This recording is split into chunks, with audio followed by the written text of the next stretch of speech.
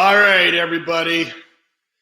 Biggs is back. We're going to try this again. I've got on my wife's absolutely horrendous shirt. She absolutely despises when I wear this shirt. Can you guys hear me? Somebody tell me you can hear me.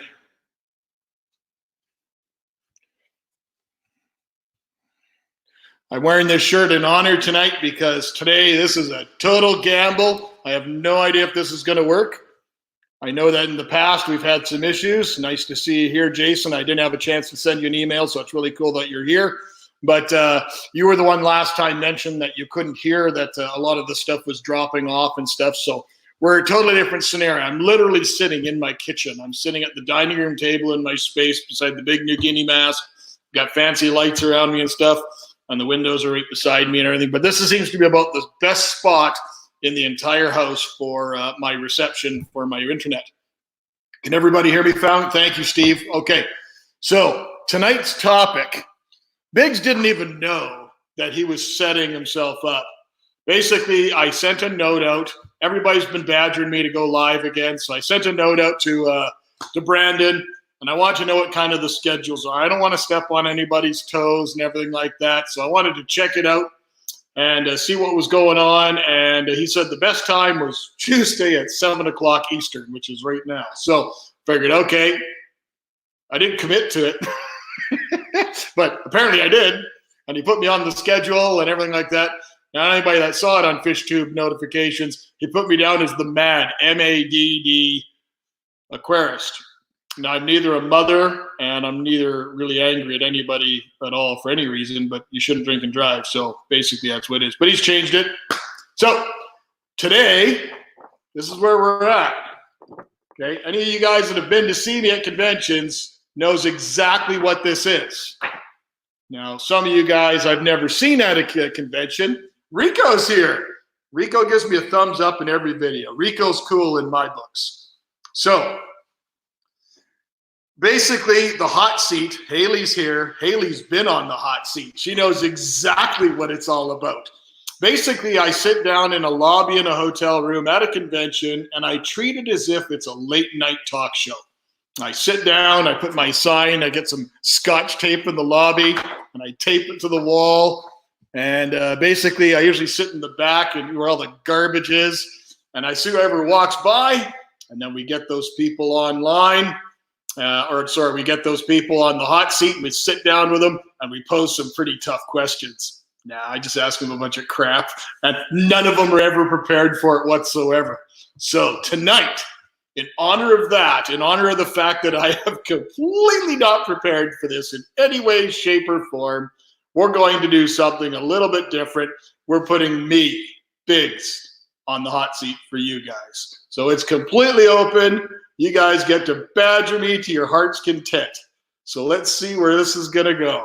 Don't get burnt. Never know what's going to happen in the hot seat. So I apologize. The reason I haven't been live for a while, guys, is the last time I did it, I viewed it as an absolute train wreck. I had nothing but problems trying to deal with the tech issues. My wife was dearly trying to help me do a lot of stuff. I got Big Rich phoning me on my phone. What could Big Rich want on my phone? Yes, sir? What's up, brother? You can send me a message saying you need help, and I'm all confused and don't know shit.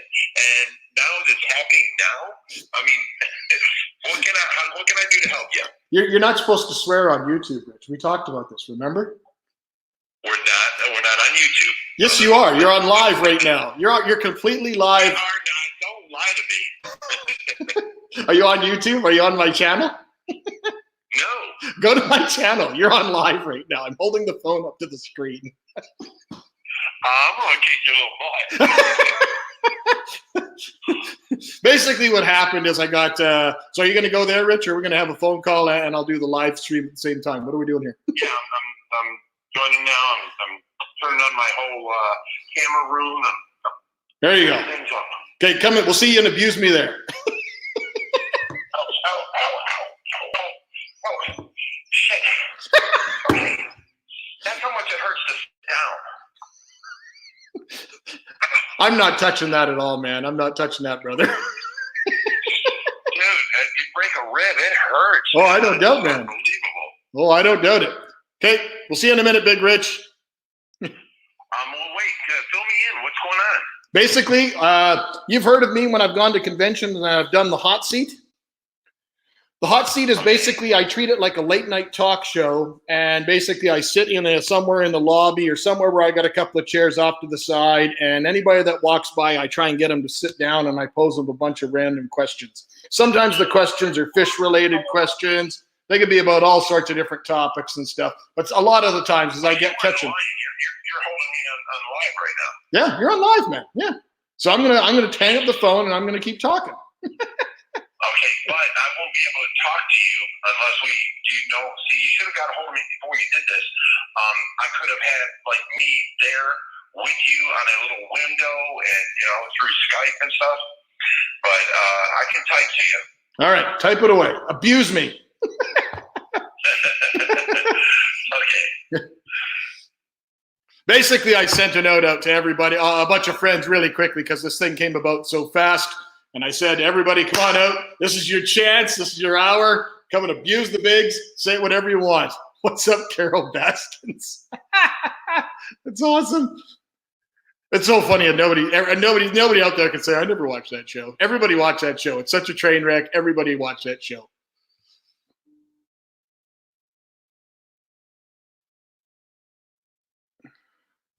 My wife is telling me to thank somebody who gave me money. Where does that even show up? That's no idea. So my wife's in the basement with all the kids. The aquarium guys. Hey, Rob, thanks, buddy. Those guys are great. That's good. That's the beard, man. You love that. Josh Cunningham here, my buddy Jason from Down Under. Did I get that shirt from Carol Baskins? This is a wicked shirt. I put this on because there's a story to this. It's got little dice for beads or for buttons. It's absolutely horrible. It's like a bowling shirt. Remember, most of the young people won't know, but bowling shirts were kind of popular about 20 years ago. And I'm a big dude, so I used to have all sorts of them in different styles and everything. And then when I met my wife, she basically was just horrified about my wardrobe, and she made me get rid of everything. But I kept this one. And I thought tonight being this is going to be such a gamble. It's going to be an absolute train wreck. I figured nothing better than bringing out the gambling shirt. All right. Oh, Father Fish is in the house, my friend. Thank you. So what do you guys want to know? This is your chance. Abuse me. Oh, man. Chewy's going to come up with these giant dissertations I'm going to have to answer for 20 minutes. Okay, I'm going to go back and just make sure I didn't miss any real pertinent stuff. Oh, Big Rich is calling again. Put him on speakerphone. Yes, sir. Where are you? On live, ain't you? There we go. I'm loving it. Next time, get a hold of me and I'll set you up. You need some software and bringing in different people as a special guest. We can do this for you. All right. See, got my buddy helping me out here. We're going to be set up. We're going to light you guys up. You got Rob's in the background here. He's on here too, and he's going to set you up with the software. I mean, we can do this. You got to get hold of us before you go doing this kind of thing. Well, this thing, as I said at the very beginning, this thing wasn't really planned.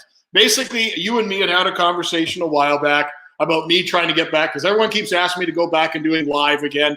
And the problem with live is not that I don't want to do live. It's one that I travel constantly, which most of you guys know. I travel constantly for my job. Well, it's not happening right now. Why aren't you live every day, Biggs? Well, I also have family and farm and everything. But because I travel all the time, then it makes it a bit challenging, because I can't guarantee that every single Wednesday I'm going to be able to do it, because if I have to entertain a client on that Wednesday night or whatever, right? Life has a way of interrupting. So we're trying to find a regular schedule. The problem we had before was when I was doing it right after you, and I can't thank you and Lucas. You guys have helped me so much. But the problem being is that always fell on a Friday, and it always fell on the day that I always traveled home, and it always fell on the day that I would do it at the time when my daughter, who hadn't seen me for the whole week, was wanting to go to her time when she went to bed. And I was always trying to do that. It was a struggle. That was number one. The other part, the reason I stopped doing live feeds was because of where I live out in the country, my internet is horrible. The only chance I have of getting better internet out here is really paying through the roof, and then I can get more upload speed because you told me how much I needed for upload. I'm at about half of that. And for me to get more on the upload side, they take your download way down to the point that my kids wouldn't be able to use Netflix and stuff. Well, there's no happy medium there. So, and until something changes where I live in the middle of nowhere, I'm kind of hooped. So I'm looking at, this is not going to be the night that I'll be going live. There's another night that I'm going to be going live, and it's a secret right now because I'm actually working on something behind the scenes with another guy right now, another YouTuber that is already live. And it works better in my time frame, just like you told me to do, Big Rich. And once we do that, we're going to launch it, try and launch it in a big way where both of us be kind of helping each other out. It may affect somebody else, and I apologize. It's definitely not what I want to do, but everybody keeps telling you got to do what's best for you, and I got to follow with that. So that's what we're going to be doing. So I'm pretty stoked about that. And once we do go and launch that, then it's going to be consistent because that'll work the 2 weeks that I'm home, and then when life resumes back to normal, the 2 weeks when I'm away, it's an easy day for me to do that at night. So let's get into some of these. Well, that was my main piece of information, was find the best time for you to where you can go on consistently. That's the main thing, is consistency. So you find your best time. I don't care if it's a Tuesday night. You find your consistency where you can do it all the time, and that'll be the best that helps you. Yep. And then we can help you from there, So you find your time, and we'll get you the software. We'll do everything we can, and do something about your background.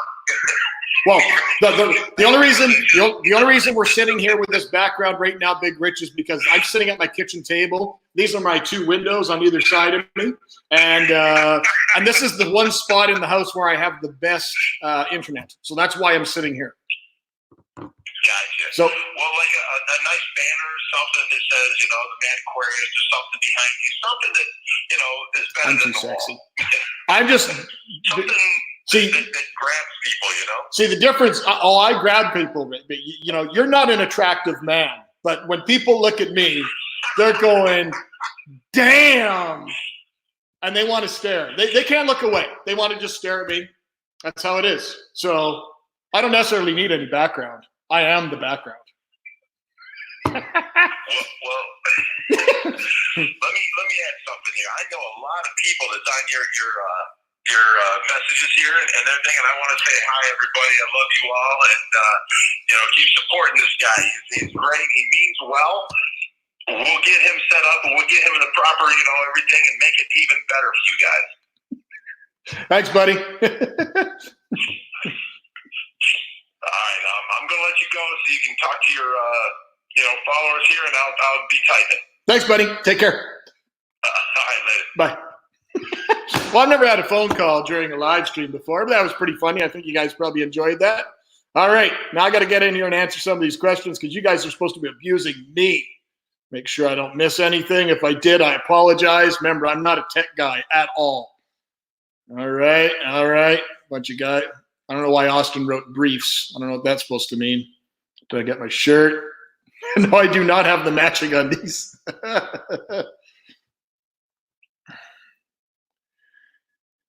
I was in the middle of your shrimp harvesting video. Shrimp harvesting? You mean when we were going out and catching, or not collecting all the stinging nettle? Yeah, my crop isn't up yet because the snow just started leaving yesterday. Chewy, what are you writing here?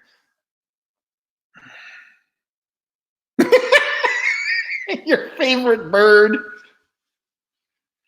I don't know what's my favorite bird? Chewy, you're going to have to break that down. What is my favorite bird? I don't know. All birds are delicious, aren't they? I don't know what my favorite bird is. Antibiotic-resistant genes. Their problem is they're catching fish out of the wild in Brazil. They're catching cardinal tetras. They're catching other things out of Brazil, right in the import stations that are proving that they have antibiotic-resistant genes because of all the antibiotics and all the drugs and all these things that are being used. Now, I'm a very dear friend with a lot of Florida fish farmers, so I don't want this to sound as a negative against any of them. This is just the way the practice has been done for years and years and years. But I've been at some of these farms over the time when they want to strip and sterilize and set up a new bin. the chemicals that are used, acroflavins and some of these other type of chemicals, they're just poured into these things in concentrations that are 1,000-fold of what they need to be able to do the job sometimes. And then that stuff just overflows, goes onto the ground, and goes back into the aquifer and comes back up again. So I could totally see where it's happening. And I could see why it's happening. You guys have seen some of my videos when we talked about the pigs and all the situations and things that have happened with them. I could totally see why that's happening. Now, that's not an abusive. That's a serious question. You guys aren't abusing me at all. What's my biggest fish keeping regret? Night Rider. Perfect. Okay. Honestly, my biggest fish keeping regret was the day that I took home, and Big Rich is going to love this, but it's true, is I took home a red-tailed catfish as a rescue. And the biggest tank I had at my place, I probably had 150, 200 tanks, but the biggest tank I probably had in my possession was maybe a 210. And I took in this 14-inch red-tailed cat that very, very quickly became a household pet and very quickly outgrew that tank. And that thing, I always regretted even taking that fish. And that's why I did the video on the red-tailed catfish, the Priariana. And the reason I did that was because I really, really support people like Big Rich and these guys that are out there. And I'd even like it even more so as if Big Rich and those guys out there that are doing this can be even more, even though I'm not telling them to do more, but more and more in the forefront, being advocates for some of these fish not being as readily available in the pet trade as they are. Is that good? Come on, you guys. You got to abuse me. He's going to go sit in the pond at his house where the fish bit me. Nice. Okay, I don't know if you guys know the story. You guys, how many people, show of hands, how many people watched that video? But that video was, we'd planned that out for months and stuff, and it didn't work out at all. I guess they just did not want any of the Canadian bacon. They were just basically didn't want a part of that whatsoever. But great time. I probably spent 3 hours in that pool that day videotaping. The amount of content I came home with was crazy, the amount of stuff. So it is what it is. Didn't work out. Okay, I see GNJ Aquatic Nation. Do you own a horrible tacky fish snack? I think we all do. Well, that's one of the things I wanted to talk to you guys about. Not necessarily knickknacks, but one thing is I need you guys to do me a favor, okay? I know that my channel is very different, and I know everybody could say that, and I know that I say that in every single video that I put out. Today's video is going to be something real different, and it never is. But I want to know from you guys in the comments, maybe if it's not a comment pertaining to the video of the day, take the most current one, the one that came out today where I went harvesting little twigs and branches and stuff like that, and use that as your soapbox. And I want to know what you guys think of the channel in general. I know a lot of you, I know most of you through fish, okay? But a lot of you don't know, or you are knowing now, about my background primarily with plants and botany and botanical sciences. And I'm trying to bring the science side into it, but in a way that we can also have fun and enjoy it. I also have a ton of background and knowledge in working with dangerous animals, and particularly reptiles and primarily snakes. And I'm also fascinated by all sorts of other things. Now, I did have a couple of props that I was going to bring up and, kind of show you guys some of the things that are things to come. But I need to know from you guys, do you like the direction that the channel's going? Do you like the fact that the content is very varied and you never really know what's going to come up? I know it's still primarily fish and plant focused, but when I throw out a reptile one, or if I throw out one on a weird tree, do you guys still enjoy that content? Or is that something you're just kind of like, I know Biggs could go and look at his analytics, and people like Rich could show me how to read through all that dribble. Honestly, I really don't pay attention to any of that. I'm still having just a load of fun putting out videos and enjoying what I'm doing. I think it's an adventure, and I appreciate that every single one of you people is on that ride with me and enjoying that ride. I have this thing here. It wasn't intended to be a prop. This thing here, I don't know if any of you guys know what this is, but I was gifted this from some very, very dear friends of mine in one of the times I was down in Bermuda. And I think I've spoken in Bermuda 3 or 4 times. And some very, very dear friends of mine, Scott Dunstan and Michelle Dunstan, they gave me this. And in Bermuda, this is made 100% from one solid piece of red cedar. It's only found on that island. And they call this a friendship cup. And I think it's given as a sign of friendship. I think it's also given at weddings and stuff like that. But it's just a beautiful, intricate piece. And it's not something I use. It's not something I drink from. But just the symbolism of them giving this to me, this means a lot to me. So when we talk about knickknacks and stuff like that, one of the ideas I had was I collect a ton of that sort of stuff. I collect in my travels. I'm always looking for random little things that just pique my interest. In my old place, as you can see above me, my old house, I used to have masks, and I collected masks from all over the world. This one is from the Sepik region of Papua New Guinea. It's an authentic mask, and it's actually not a mask that would be worn. This would have been placed at the front of one of their dugout boats for their boats that they went and did their stuff. I also have another couple of pieces from that region, and one is for a yam festival. But I had about 300 of these different types of masks and stuff, and they were all over the house, and I loved it. But when me and my wife, when we moved to this new house, it just didn't really work the same way where I was going to go and throw masks everywhere. So I have this one here. I have one over the TV, and I think I held back about half a dozen or a dozen of different ones, and they're in different places in the house. And those are the ones that I really cherish that have a lot of meaning to me. I love going and finding little pieces of little carvings of fish related. I have a couple of pieces that support Project Piaba and stuff like that in Brazil, little pieces of stingray. And I was thinking I was going to be doing a post, one of my videos down the road of going through all this sort of stuff in my books and all the little pieces and some of the photos and stuff, the little treasures that are in my fish room, and maybe the stories behind them. And I think some of them may be interesting, and hopefully some of you guys are interested. If you guys think that's cool, give me a comment, said Biggs, that's awesome idea, let's do that. Biggs also has some really crazy stuff down the road that you guys have no idea what's coming. Now, you guys know all of a sudden randomly I could show you a tree, and the next week we could have a pig being born, and like it just, you don't really know what's going to happen. But I have another room downstairs that there's only a few people know about this room, only people that have been guests that have stayed here. So Jessica Bullock, Jonathan Straczynski, Andreas Tonke, Daniel Convetterline, those people, if any of them, if I missed them, because I haven't been looking at the comments, we're going to have to go back and look in a second. But if any of those people are on there, they'll know about the Room of Sadness. It's definitely not what you guys are thinking. It's not bad. There's no dungeon or contraptions or anything like that. It's kind of crazy. Okay, you know how Jonathan Straczynski, if you guys don't know him, he's a very dear friend of mine from Ohio. Jonathan is huge into model trains, and he only keeps G-scale trains, which are these really, really big ones, okay? And these big trains, and he has this track, and he's just done a whole pile of different additions to his track, and his track now has got to be almost 700 feet long, and these trains run all through his garden area, and it's super, super cool. And that's his other passion besides fish. Well, Biggs has all sorts of other passions too, but this one other one that I have never shown you guys yet, and you guys are going to go, this is way out of left field, but hopefully it's going to be funny. But I had to do a few things first. Basically, it took me almost a week to be able to get the room cleaned, to be able to, not clean, don't go into your gutter room there. That's not what we're talking, dusty. Because honestly, this room got set up within about 3 months of us moving into this house, and nothing has happened in it since we moved in. And by going in, because I wanted to do the video on it, I went and spent all that time cleaning it and getting it dusted and changed and everything like that. And it's pretty much ready to go. I really have no idea how this is going to go, but that's going to be a video coming up down the road. I just got to finish up a few things that make it all look nice and finished. And once that's ready, then we're going to do it. So it's coming. So expect that one. I don't know.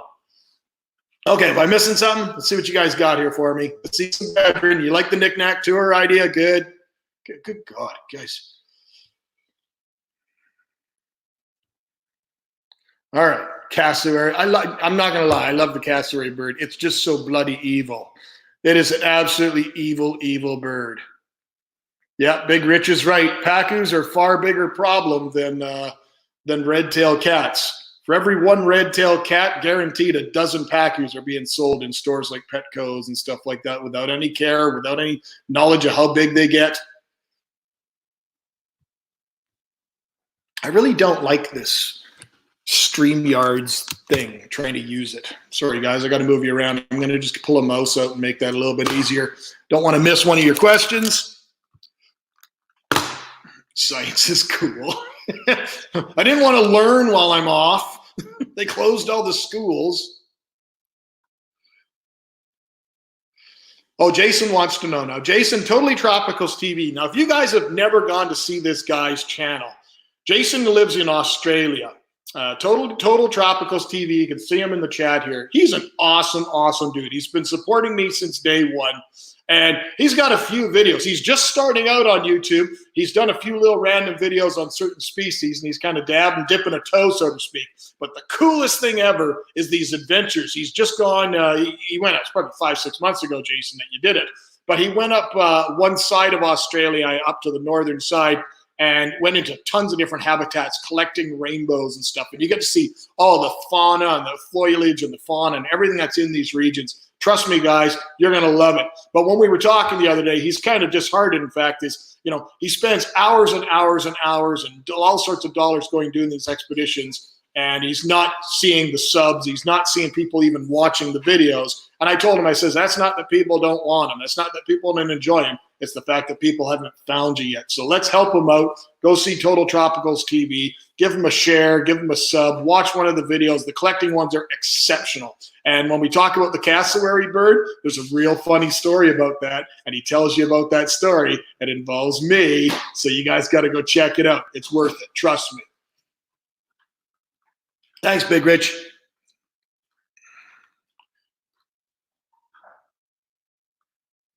Time traveled Lloyd to send advice to a young bigs. What would that advice be? James, I got 4 daughters. Well, there's a reason I look as ugly as I do. I know I look real sexy to everybody. I know there's a reason that I look as horrible and mean and thuggish, and we live out in the country, so we could theoretically own guns and all that sort of stuff. But I do this because eventually a boyfriend is going to show up. And then dad's going to have the talk with the boyfriend. Nah, I don't. My girls are all aces. They're all awesome. But what advice would I do? Honestly, my advice would be, now, it's easy for me to say that I've followed my passions and my passions never changed. I'm very interested in all this other stuff that we're doing. And, you know, but I was not a good student. I spent a lot of time being a musician, and I didn't focus on my studies whatsoever the same way. Sciences, natural sciences, botany, and biologies, those things came to me very, very easily. I didn't have to work for them. I don't mean that as a bragging thing. They came really, really, really easy to me. And I'm able to help my daughters and stuff sometimes. But all my kids go to French schools, and they've all surpassed Dad's French level. Even though I went to French school until grade 9, they've all surpassed my level of French. So if they come home with homework and it's in French, I have to try and figure out what the word is, let alone be able to help them. They're way smarter than me, though. But my advice would be that I would have tried to focus better in grades and made that more of a focus. My dad was a primary educator and a principal at schools, and education was always, without a doubt, the focus in our family. But I was the third youngest, third son, and maybe, you know, the first one, he did some stuff, and then he got away with it, and then the second one got away with more, and then I got away with way more, and I probably shouldn't have.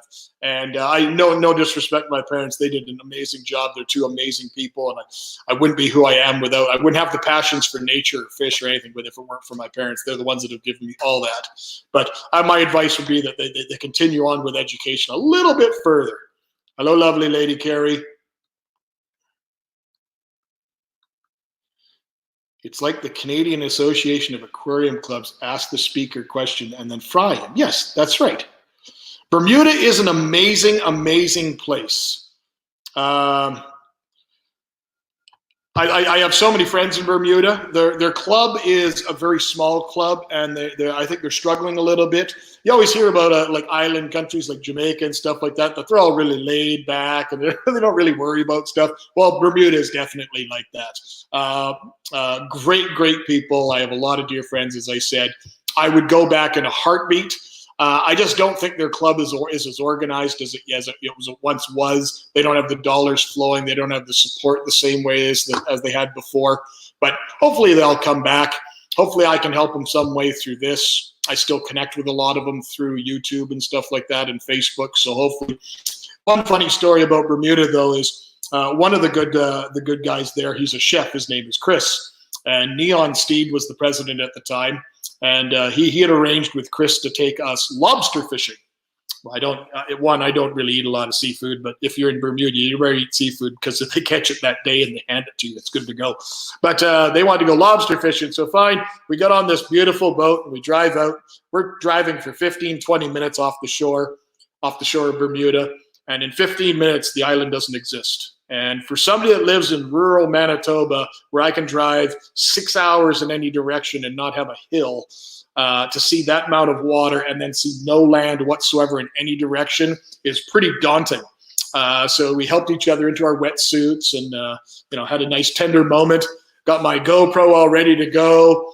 He's wearing a full-on scuba suit, the socks, the fins, the thing over the head, the mask. The only thing exposed on him was maybe little portions of his cheek. That's it. Gloves. He's got a special tool for snaring these rock lobster things. They look different than the lobsters we see up here. Good to go.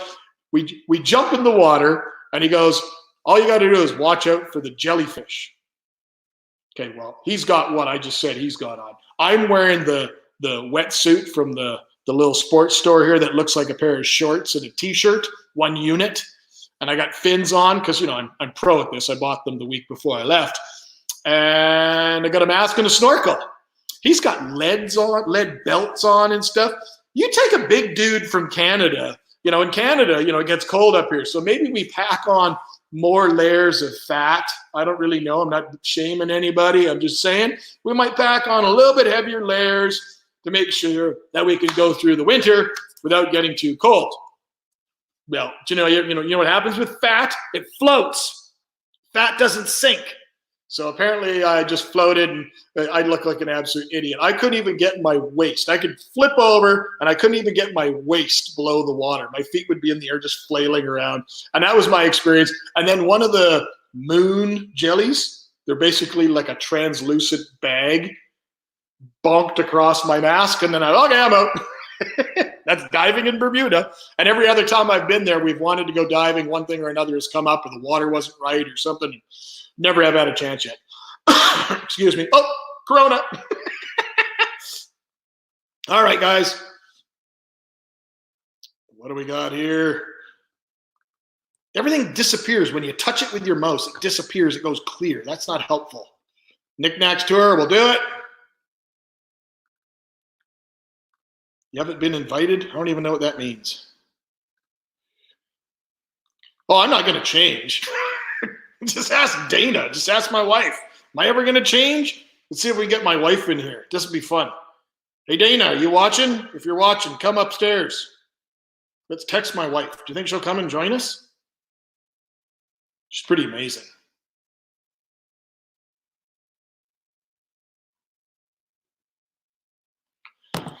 She's my keeper. She keeps me in line. She keeps me going. She does everything when I'm out of town. I'm a everything. All I got was pass. Pass. Apparently she's not coming up. Okay, we're going to do that. Who is Jordanella? What's your name? You've been here, so obviously I know who you are. That guy in a little wetsuit. That's exactly it.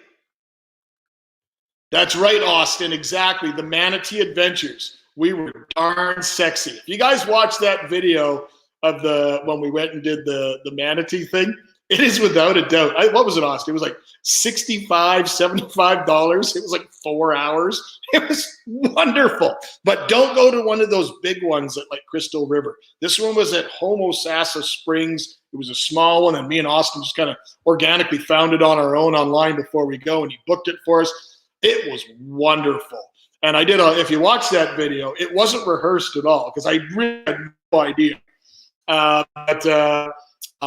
Basically what happened is we're on the boat on the way out, and I haven't a clue. Basically, the real story as to why we were doing this, and I told this to Austin, I probably never told anybody else. The reason I was doing this is I was supposed to be going to South Africa 3, 4, 5 months after this. And being where I live, we don't have anything big other than like polar bears or grizzly bears and stuff like that. Well, you don't go and find them in the wild and pet them. So I thought, let's go and see what's going on, because in South Africa, one of the things they had set up for us was great white shark cage diving. And I'm not going to lie, I was intimidated as hell about going in the cage with a great white shark, because I've seen the video where the shark goes over the top and into the cage. Well, when you have this delicious Canadian morsel in a cage, what do you think is going to happen? So I thought, hey, let's go see something big. And it was like $65 and it was awesome. But I asked the captain, we had his son with us and he was probably 8 or 10. I think his name was Peyton. And I asked him, I said, can I interview your son? And he said, sure, go ahead. So we did this impromptu interview. And I'm wearing this skin tight gray thing. Well, you guys have seen the video. I look damn good, right? You've seen it. Yeah. But that's exactly what happened with the manatee. I looked real good to the manatee. Drink it in. I know you are. All right, guys, what else you got here? You guys aren't very abusive tonight.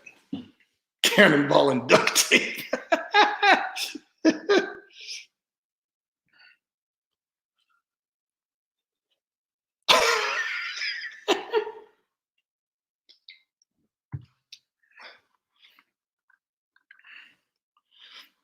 What is Canada's male aqua? No, I'm not doing that. I'm too good looking for that. I think my Olympic days are done, Chewy. I think it's sad to say, but I think I may just be past my prime. Just maybe a smidge, but I think I just passed for the Olympics. I just slightly passed the prime. Ohio Fish Rescue got a shout out from Don Antle from Tiger King. That's hilarious.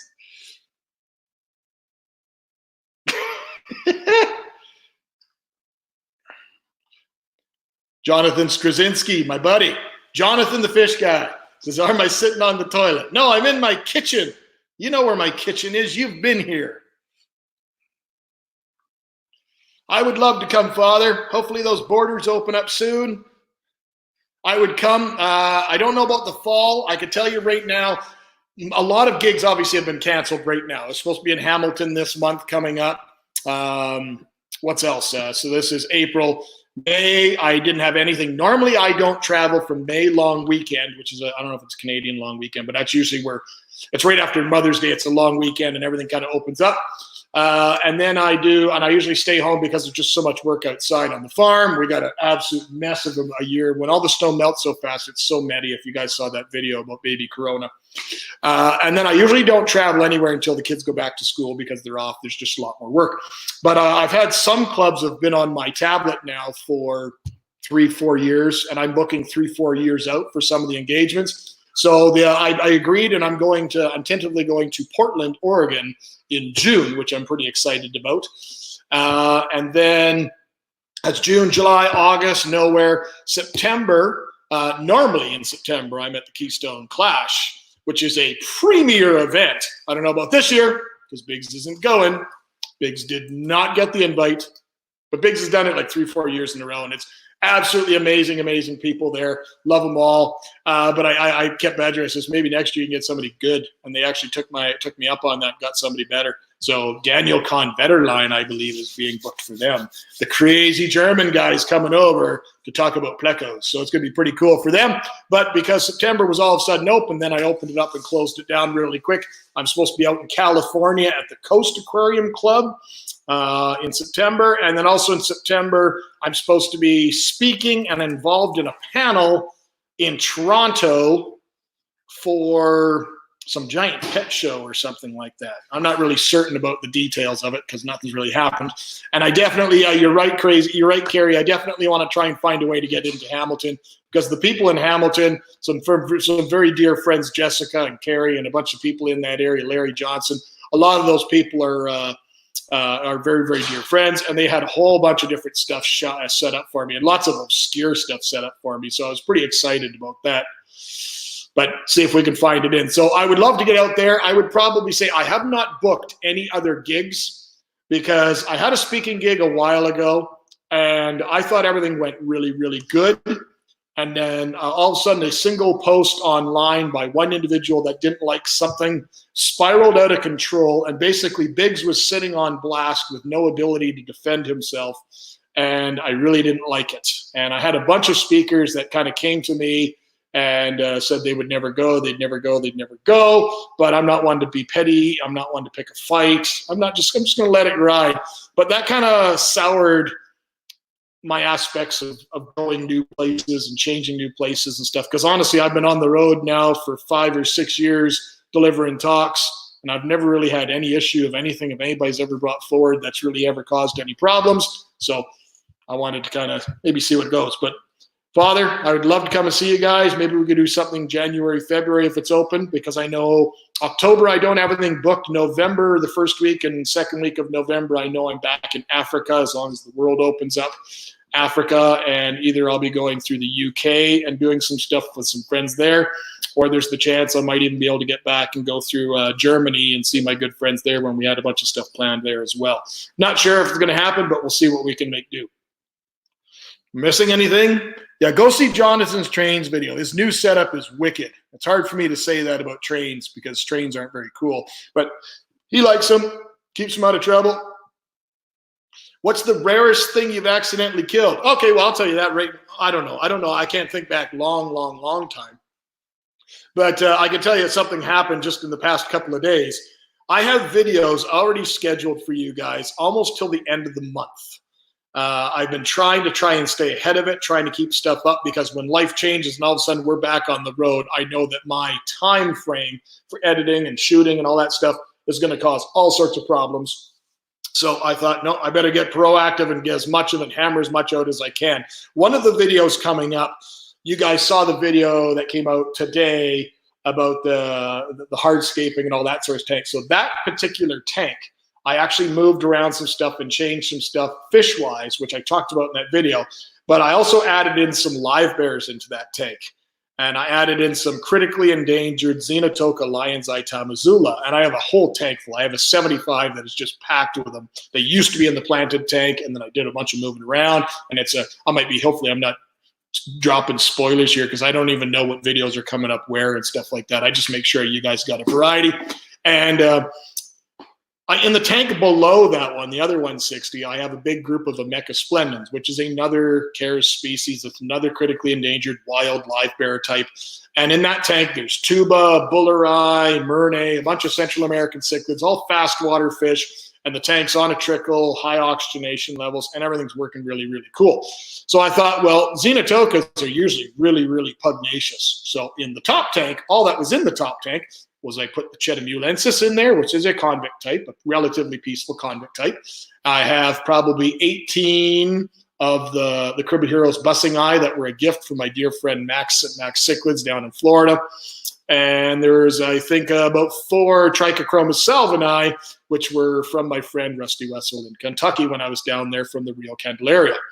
Well, I added in probably a dozen of those Xenotokas, and the next morning, all of them but 3 were slaughtered. And I took the 3 that were left were 2 adult females that were gravid and a male. And I caught them out promptly and had to re-drip them to get them back into the other tank, because that tank is the 160s are running on well water on an automatic water changer. It's like liquid rock, versus in the other tanks and stuff like that, they're all on RO that's buffered a certain way. So currently that's the one that really, really bothers me. And I attempted to do a video, and I probably will still do a video to follow up with it, because it's basically a video where I suggested something I thought was going to work solid, and I'm just the same as anybody else. We're all human. We all make mistakes. So I made a big mistake, and some fish cost their lives for it, and it bothers me to this day. I'm not German. Do I even look remotely German? Am I holding a big thing of beer right now? I'm not German. Thank you, Big City Bettas. I'm having a great night every day. Shouldn't we? That's what the whole point is. Everybody's all stressed out about everything that's going on, all the uncertainty, what's happening in the world. Nobody knows what's happening. Nobody knows where it's going. I really don't know where it's going, but got to have some fun regardless, right? What else are we going to do? I got an advantage. I'm home. I got my 4 daughters. I got my beautiful wife. We got our 2 amazing dogs. We've got all the animals outside. I get to play with everybody. I got a great life here. I really can't complain of anything. There's 0 point to any of me complaining. What's the largest red devil you've ever seen to date? Now, thank you, Scott. Now, depends on what we're talking about. Scott, are we talking specifically citronellus, or are we talking citronellus and labiatus, Or are we talking Amphilophus in general? Because that would encompass Hagemoborum and all the different ones. Because if you're talking citronellus, I'm probably saying 14, 15 inches. I don't know, get it on the screen, but you know what I mean, 14, 15 inches probably, maybe a bit more. But if we're talking, I think a hog, I've seen hogs, like some of the bigger, what I call uglier citronellum types or the uglier Amphilophus types. I've seen them up into the 18, 20 inches size without question. Just absolutely massive, massive fish. And they are what they are. Don't tell me you've killed those two. Don't kill the same fish that I'm killing, especially if it's a critically endangered fish. You kill a different fish.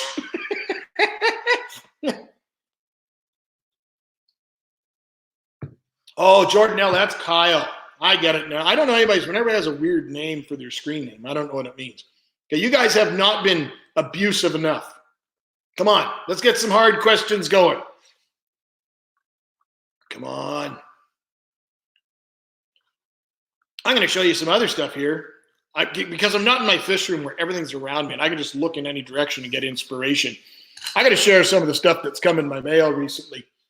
I have a guy that I would actually use him. I'd actually even say he's one of my mentors. He's a friend. When I was a kid and I worked at a pet store, he worked with me and he was a few years older. And then when he graduated high school, he went into university and he went into ichthyology. And he graduated that, and then he worked at the Museum of Man and Nature, which is the biggest museum in Winnipeg. And then eventually he got to a position. It wasn't the curator, but it was a curator of certain sections or something. And he built a bunch of massive displays and stuff like that pertaining to the Narcissus garter snakes and a bunch of different stuff. Really, really cool stuff that was up our alley. He introduced me to all sorts of different stuff, fish-wise and reptile-wise and stuff. He has a great, great mind. And now he is the curator at the Royal Museum in BC. And he sent me some books. He sent me a book on coastal fishes of the Pacific Northwest. People don't think of North American fish as being colorful, but some of these things are absolutely breathtaking colors, like just super, super cool fish. This is a great, great book. Wolf eels and all sorts of horribly mean stuff. Super, super cool book. And then he started cleaning out his library and he found some old gems. I haven't seen some of these in forever. I got like 12th edition of this or something like this one here, Jorgen Shields, Rivulins of the Old World. This was the Bible back in the day.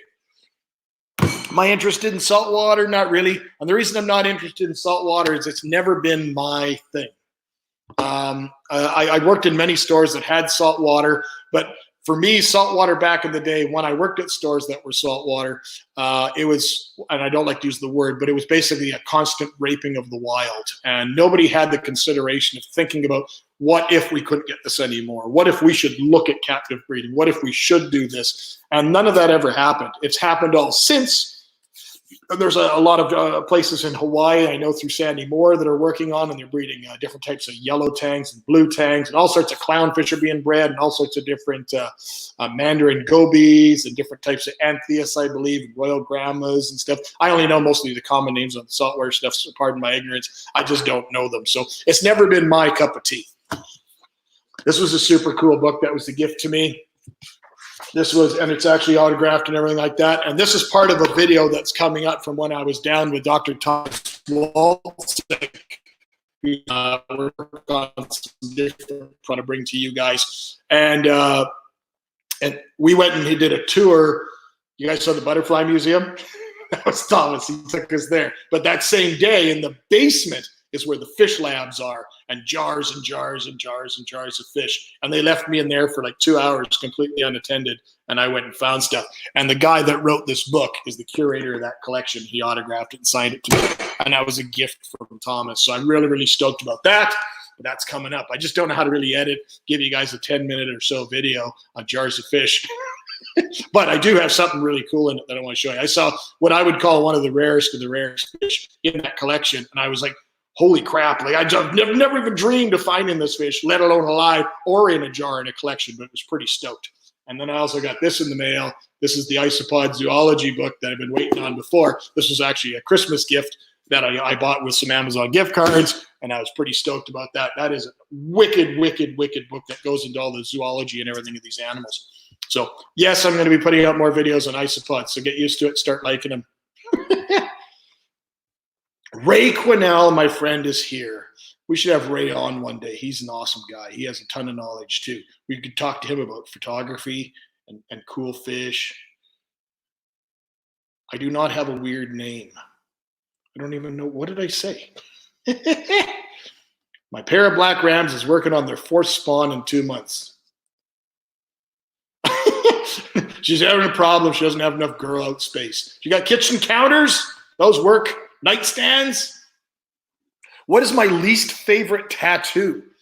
That was one video I was thinking of putting together. It was a tattoo video, but I haven't been tattooed. I don't even know how long. It's been years since I've been tattooed. It's not that I don't want to get tattooed anymore. It hurts. Hard to imagine, but it does. And all my normal areas are all taken already, like all the normal areas. So the areas that I have left hurt. And I don't want to do that anymore. My back, I don't think my back's ever going to get finished. We've tried doing it twice, and it's fine. But it's just we only do section at a time, and then by the time we come back to it, it looks all different. So we don't want to do that anymore. So whatever. But my least favorite tattoo, I don't have a least favorite tattoo. I'll give you guys some funny stories about tattoo, one particular tattoo though.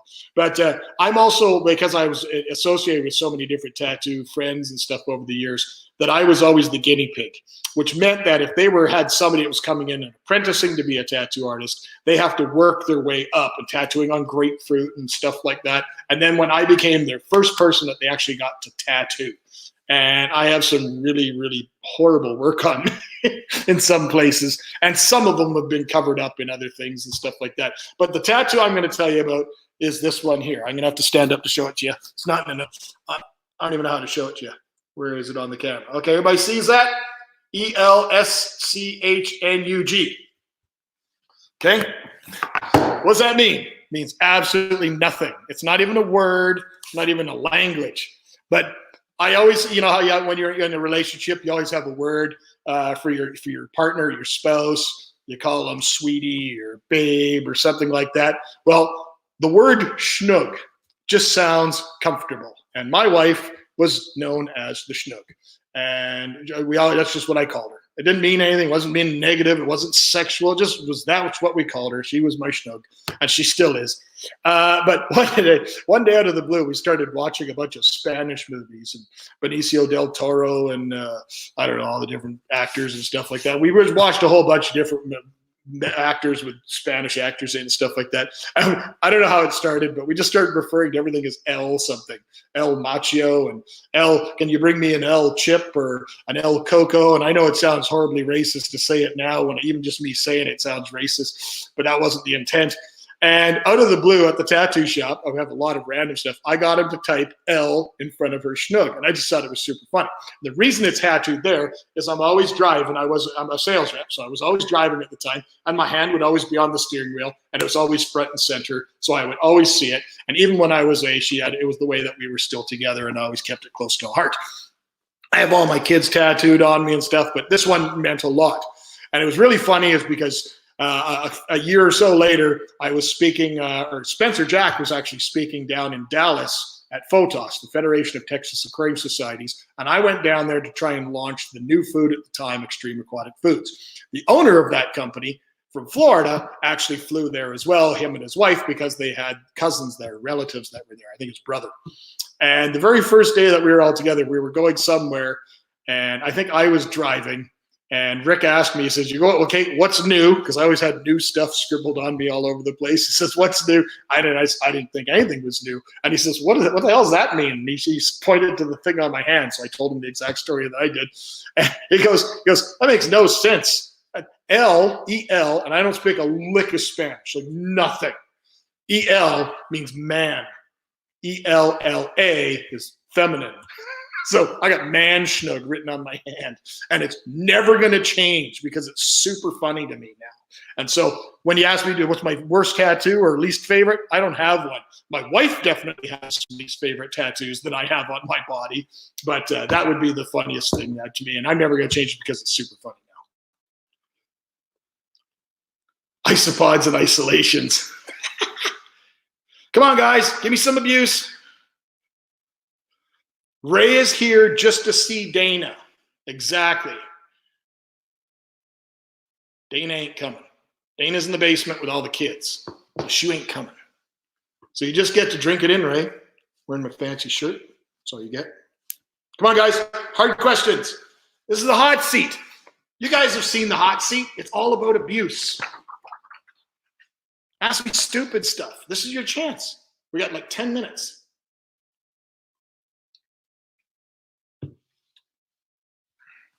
You guys will fall asleep. How many people are even on here? I don't even know how to add a moderator. I don't know how to do any of this stuff. Did I miss any questions? If I did, I apologize. That really was not my intent. Do you guys want to know anything specific about any fish, anything in particular? You don't, eh? Well, I'm pretty stoked to have the weather changing finally. We were outside today. We actually went and picked up another animal for the farm today. We did, but this is why I'm doing this. We have 2 female adult turkeys that we got last year, late fall or something like that. And every time my wife goes out there to do anything, these 2 turkeys lay themselves right down as if they're ready to be mounted. And my wife is not mounting a turkey. 1, she doesn't have the parts. And 2, she's a different species, and that's just weird. So today, my wife found an ad and found somebody that had some extra toms, which is a boy turkey. And we went and picked up 1, and he just stinks. We brought home the turkey, and we took him out of the kennel, and we had to clip all his wings so he can't fly. Turkeys can fly, and they'll automatically fly into trees. So we brought him home, we clipped his wings, and we put him in there with the girls, and they're all just, it's like a nightclub at 3 a.m. It's just terrible looking at these guys. But now we got a turkey. 36, thank you. Things get worse, might eat them. Oh yeah, all these animals can eat. Who's my biggest influence on me, Rusty or Wayne? Well, that's a no-brainer. No disrespect to Rusty, but Wayne Leibel. Wayne Leibel has been the biggest influence on me, and he should be on many, many people.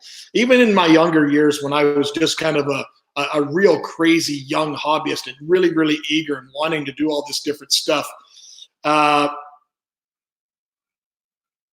don't know what you mean by that, Scott. This 2-3 minute live delay. I don't even know what that means. But when I was very, very younger, he would take a phone call from me and lead me through an entire dissection over the phone. That to me that just blew my mind. He's always been a mentor to me, and that's the reason he is tattooed on my thigh. I had aspirations of doing other tattoos of other ones. I was going to get Rusty on my butt cheek, but my wife said no. I had the idea if my back wasn't done to get the 3 babes, the women that do so much for the American Cichlid Association as kind of a tramp stamp. I thought that'd be kind of funny, but my back's got stuff dribbled all over it. So I don't even know what kind of turkeys. I know the girls are blue slates, and the boy, he just looks like a normal turkey. He's not an Eastern wild. He's a normal turkey. What is that? Nagashat or something like that. I don't know what they're called. Okay. What was my first job? I don't know. Throwing flyers in the dumpster? Does that count? Drummer? I don't know. That's probably it. Yeah, I don't know what you mean, Scott. I don't think you realize there's a 2 to 3 minute delay. Don't know. 2 to 3 minute delay on what? So I'm supposed to be reading the questions from the bottom first? I don't know. I don't have any clue what I'm doing. You guys know that. You guys are just here to look at me because I'm gorgeous. That's it. Wayne is the wizard. Wayne is an absolute legend. I look up to a lot of people, but I don't think I look up to anybody quite as much as I do Wayne. Wayne is I hold him in a very, very different regard. Carolyn Estes, Pam Chin, and Pam. Oh, I feel like a jerk. She's from North Carolina. She does, Pamela Marsh. She does all the drawing. Pamela Marsh. That's the 3 women that started it all. They raise thousands and thousands of dollars every year for cichlid research. If you're in university level and you want to study anything related to cichlids, you can apply to the ACA and get grants. And the ACA will support these things. These guys do such amazing work. Pamela Marsh. Yes. Do I look up to Big Rich? He's like my illegitimate father. If my mom had a trashy. My mom had a real trashy affair or something like that. Big Rich would be my illegitimate dad.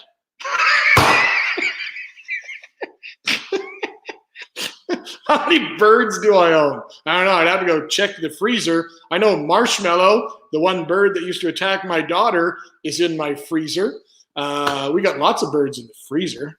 No birds. There's birds outside. We got chickens outside, and we got turkeys now, and we got guinea fowl, but they're all there. I don't know. Any other brain busters, guys? You guys didn't. Yeah, I think you guys are going to try and get me on edge. None of you guys blasted me at all. Fancy guppies, I think fancy guppies would be fine in the tub. The only problem with fancy guppies in a tub is they're going to be extremely colorful, and I think in a tub they might get predated on by other birds. That's the only concern I'd have with that. But other than that, they'd be fine. And with that big fancy guppy, that big extended tail and everything, that slows them down, so they often get predated on a little bit quicker. I don't know if that helps you or not. Personally, I'd be looking at something like some of the different wild type of live bears. They may not be as flashy, but when you pull them out in the fall, they're going to be breathtaking. Rainbow fish, a lot of the different rainbows, they'd be good as well. So hopefully it answers. Anything else, guys? Okay, on to the next, guys. Thank you very much for all the support, guys. Love each and every one of you. This friendship cup means the same thing to me as it does with those guys, as it does with you guys. I appreciate every one of you. I love all the comments. I love all the support. Thanks, guys. Have a great night. We'll talk to you soon. We'll do it again. Take care.